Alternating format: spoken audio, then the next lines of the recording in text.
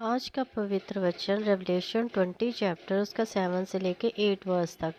जब 1000 वर्ष पूरे हो चुकेंगे तो शैतान कैद से छोड़ दिया जाएगा और वह उन जातियों को जो पृथ्वी के चारों ओर होंगी, अर्थात गोग और मागोग को, जिसकी गिनती समुद्र की बालू के बराबर होगी, भरमा कर लड़ाई के लिए इकट्ठा करने को निकलेगा। यहाँ पर हम देखते हैं कि सहस्त्राब्दी के अंत में शैतान को उसके कारावास में से छोड़ा जाएगा और उसे फिर से पृथ्वी पर आने की अनुमति दी जाएगी। खुदा उसकी अनुमति क्यों देगा?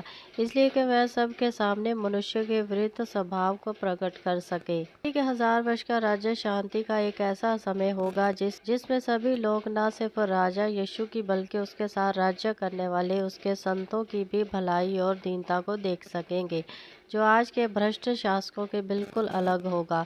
पशु भी इस समय काल का भरपूर आनंद उठाएंगे कि यीशु को फिर भी लोह दंड से राज्य करना पड़ेगा, क्योंकि पृथ्वी पर तब भी ऐसे पापी होंगे जिन्हें दबा कर रखना पड़ेगा।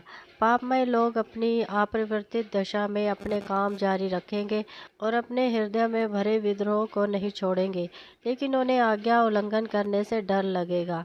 ये सब देखने के बाद और सब बातों की शैतान के 6000 वर्ष के राज्य से तुलना करने के बाद एक व्यक्ति ये सोच सकता है, सारा संसार बड़े वश के साथ यीशु को अपने राजा के रूप में चुन लेगा। लेकिन नहीं, वह ऐसा नहीं करेंगे। ये एक ऐसी सच्चाई है कि जिस पर विश्वास नहीं किया जा सकता कि जब शैतान को थोड़े समय के लिए छोड़ा जाएगा और जब वह पूरी पृथ्वी पर घूम कर देखेगा तो उसे तब भी ऐसे करोड़ों लोग मिल जाएंगे जो प्रभु के साथ उसके विद्रोह में उसके पीछे हो लेंगे। ये वास्तव में विश्वास करने योग्य बात नहीं है कि लोग शैतान के पीछे चलना चाहेंगे, लेकिन तब खुदा मनुष्य के हृदय में भरी भ्रष्टता दुष्टता को सबके सामने प्रदर्शित करेगा। यहाँ ऐसा लिखा है कि शैतान तब निकलकर लोगों को डराएगा नहीं बल्कि उन्हें भरमाएगा। वह फिर से लोगों से कहेगा, खुदा की आज्ञाओं का एक बड़ा बोझ है। 1000 साल से तुम अपनी लालसाएं पूरी नहीं कर पाए हो।